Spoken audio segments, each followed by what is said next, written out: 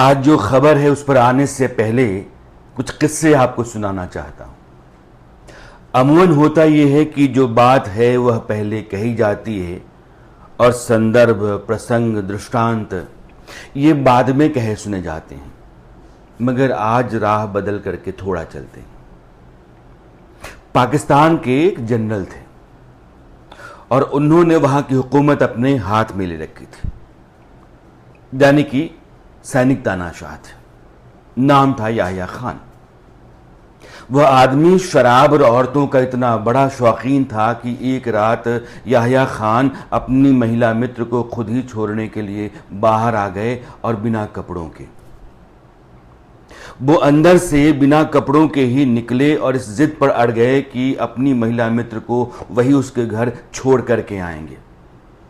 गनीमत कहिए कि उस तैनिक तानाशाह यानी कि याह्या खान के सेक्रेटरी, जिनका नाम मेजर जनरल शाख था, वह नशे में नहीं थे और उन्होंने किसी तरीके से याह्या खान को यह समझाने में कामयाबी हासिल कर ली कि सर ये ठीक नहीं है, आप ऐसे नहीं जा सकते हैं, आपको पैंट पहन लेनी चाहिए। और याह्या खान को उन्होंने पैंट पहनने के लिए राजी कर लिया, वरना उस दिन पाकिस्तान की राजधानी इस्लामाबाद की सड़कों पर पाकिस्तान का प्रेसिडेंट नंगा कार चलाता हुआ दिखाई पड़ता और ये इतिहास में इकलौता अलहदा मामला होता।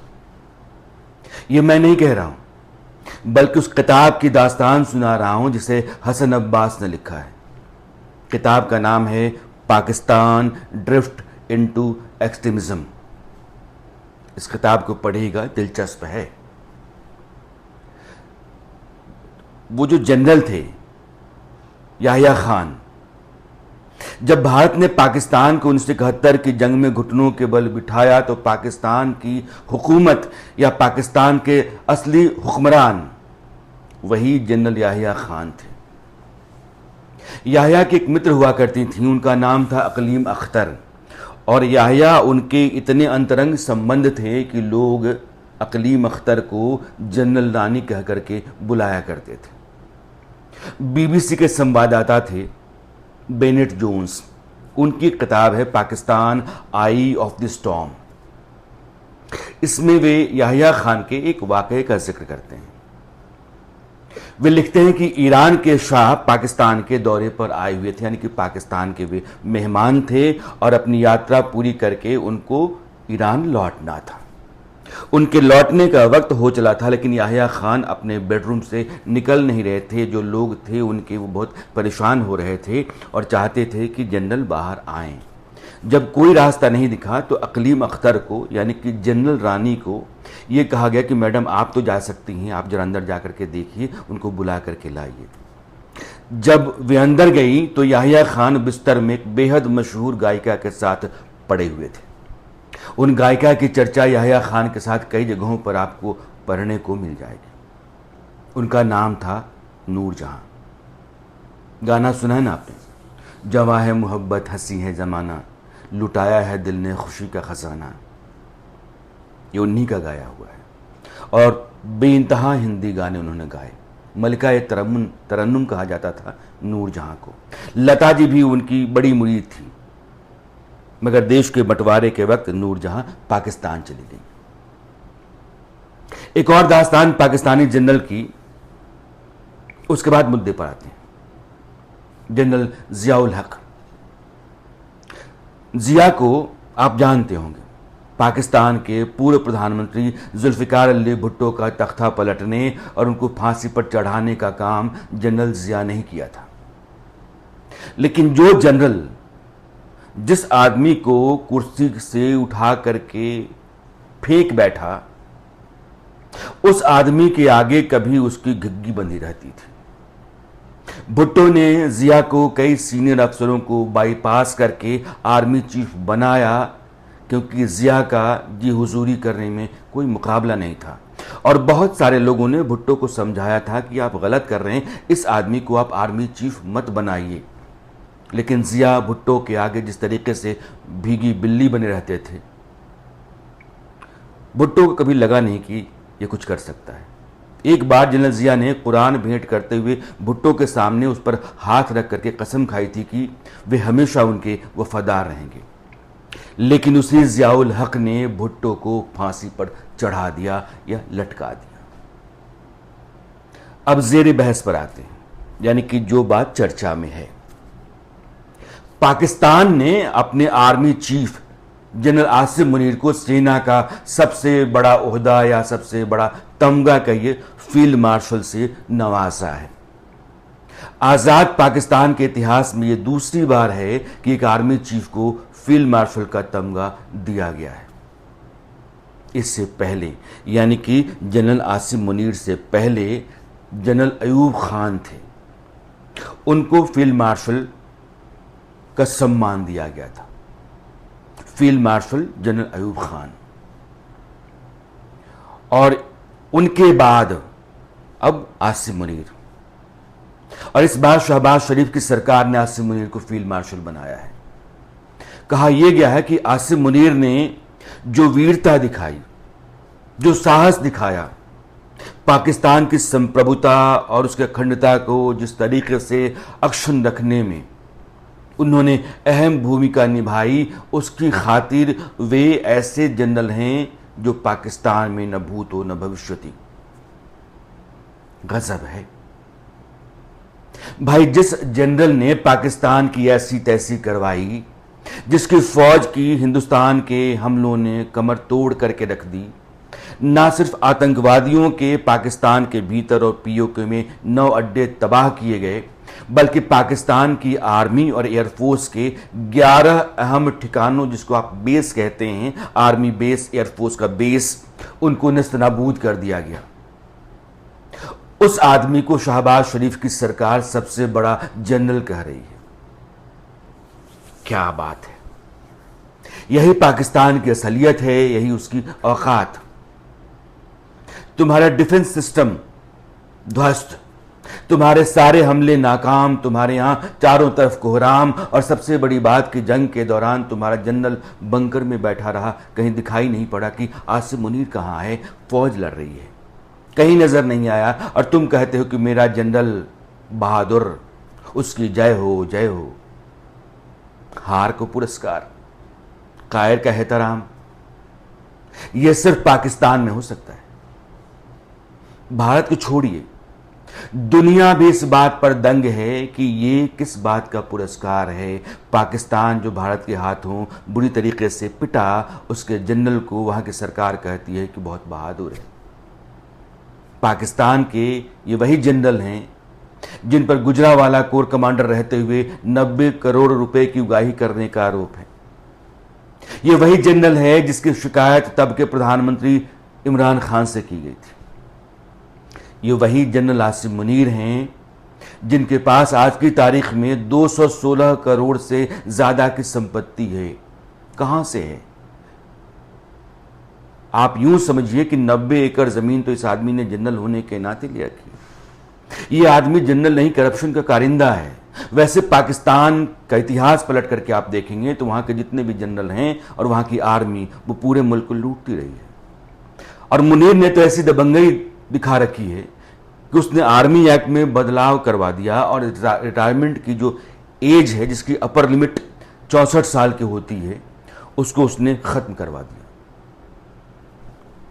मामला साफ। जो आदमी इस साल यानी कि 2025 में रिटायर होने वाला था, वह अब अपनी मर्जी से हटेगा।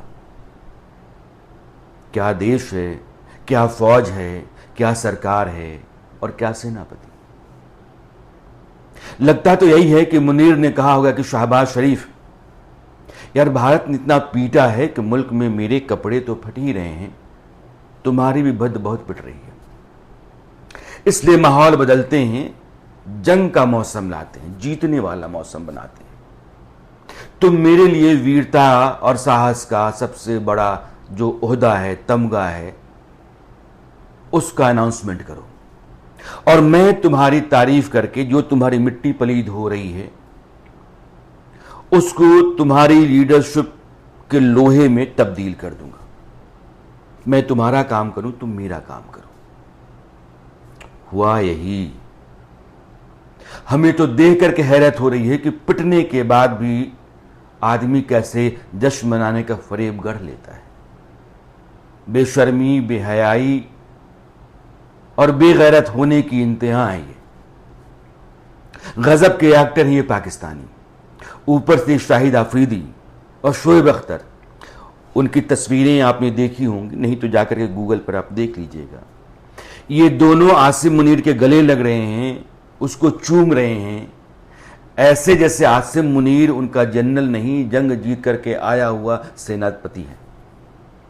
वे कहते हैं कि पाकिस्तान की आर्मी कोई चुनाव नहीं हारती और कोई जंग नहीं जीतती। ये 100 आने सच है। भारत के हाथों बार बार पिटने के बाद भी पाकिस्तान शेखी बघारने से बाज नहीं आ रहा है, कुत्ते की दुम है। मैं तो शाहिद आफरीदी और शोएब अख्तर को कहूंगा कि भाई जरा बलूचिस्तान लिबरेशन आर्मी, जिसको हम BLA कहते हैं, और TTP तहरीक तालिबान पाकिस्तान, उससे ही अपनी सेना को कहो कि निपट ले, निपट करके दिखा दे। बलूचिस्तान में BLA और खैबर पख्तूनख्वा में TTP ने पाकिस्तान की फौज की चूलें हिला रखी हैं। दिन दहाड़े आमने सामने की जंग में कई फौजियों को निपटा देते हैं और दोनों सूबों में कोहराम मचा रहता है। वहां कंट्रोल अगर किसी का है तो नहीं का है। वह आर्मी हिंदुस्तान से जीतने का भला स्वांग कैसे रच सकती है? दरअसल पाकिस्तान का जनरल चाहे जैसा मन करे वैसा मुल्क में माहौल बनवा सकता है। कारण यह है कि वही सरकार चलाता है, वही वहां का वजीर आजम यानी कि प्रधानमंत्री बनाता है और उसी के इशारे पर सारे फैसले होते हैं। मुनीर कुछ ज्यादा ही शातिर है। ये बाजवा, राहिल शरीफ या कियानी से कहीं आगे की चीज है। अगर आप आसिम मुनीर को ठीक से समझें, जांचें, परखें तो आपको इसमें मुशर्रफ और जियाउल हक दोनों का कॉम्बिनेशन दिखाई पड़ेगा। यह जिया की तरह डरपोक है लेकिन मुशर्रफ की तरह महत्वाकांक्षी भी है। यह अपने दुश्मनों को ना सिर्फ ठिकाने लगाता रहता है और ठिकाने लगाने की लगातार कवायद करता रहता है, कोशिश करता रहता है, बल्कि सियासत में बेहद नापसंद करने वाले इमरान खान को हमेशा के लिए सलाखों में रखने का बंदोबस्त भी कर चुका है। इमरान तनिक भी इसको पसंद नहीं करते थे। यह मुनीर का डर और शहबाज के साथ जुगाड़ का ही नतीजा है कि खुद के लिए फील्ड मार्शल का ओहदा आसिम मुनीर ने तय करवा लिया और अपनी पीठ वो खुद ही थपथपा रहा है या अपने लोगों से अपनी पीठ थपथपवा रहा है। जिस अयूब खान का जिक्र आज हो रहा है कि आसिम मुनीर अयूब के बाद दूसरे जनरल हैं पाकिस्तान के जिन्हें वहां 5 स्टार वाला फील्ड मार्शल बनाया गया है,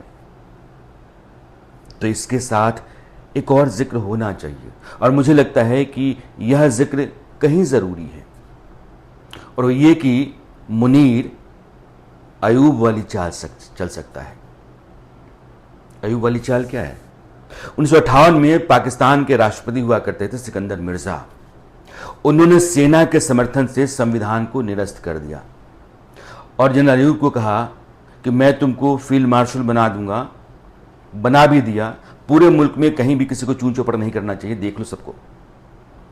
और फील्ड मार्शल बनने के तुरंत बाद जनरल अयूब ने सिकंदर मिर्जा को देश निकाला दे दिया और खुद पाकिस्तान के राष्ट्रपति बन गए। पूरी हुकूमत अपने हाथ में ले ली, कमान ले ली। 1965 में अयूब ने भारत से जंग लड़ी थी, तब देश के प्रधानमंत्री लाल बहादुर शास्त्री हुआ करते थे। भारतीय सेना उस जंग में पंजाब की तरफ से लाहौर तक पहुंच गई थी और कश्मीर में हाजी पीर तक उसने कब्जा कर लिया था। लेकिन शास्त्री जी ने ताशकंद समझौते के जरिए सब कुछ पाकिस्तान को लौटा दिया, माफ कर दिया। उसकी जमीन फिर से उसको मिल गई। हम यही गलती करते रहे हैं और इस बार भी यही गलती हमने की है। अगर 2 दिन और हमने कमर तोड़ी होती, हमारी फौज चढ़ी पड़ी रही होती, तो पाकिस्तान उठ करके कमीज झाड़ने लायक बचता ही नहीं। यह सच है और इसको दुनिया को देखना चाहिए था, लेकिन हमने पहले ही कहा कि चलो कोई बात नहीं, तुम कह रहे हो सरेंडर, सीज फायर कर लेते हैं। अब लात खाकर कमीज झाड़कर सीना चौड़ा किया जा रहा है। आर्मी चीफ को फील्ड मार्शल बना रहा है पाकिस्तान। एक बेहद नालायक और डरपोक जनरल को तुम जंग बहादुर बता रहे हो। गजब का देश। और देखते रहिएगा, यह मुनीर एक दिन तय है जनरल अयूब बन जाएगा। फिलहाल पाकिस्तान इस मुगालते में है, इस गलतफहमी का शिकार है, या फिर वो अपने मुल्क के भीतर एक गलत तरीके का माहौल बना रहा है कि मेरा जनरल जो है वो जंग बहादुर है, इसने हिंदुस्तान को बराबरी के मोर्चे पर लिया और पाकिस्तान की बल्ले बल्ले हो गई। पाकिस्तान का जनरल कभी जंग नहीं जीतता है, इतिहास कहता है, और भारत के साथ बार बार हारा है। अब चाहे तुम तमगा जो दे दो, इतिहास सिर्फ असलियत लिखता है। नमस्कार।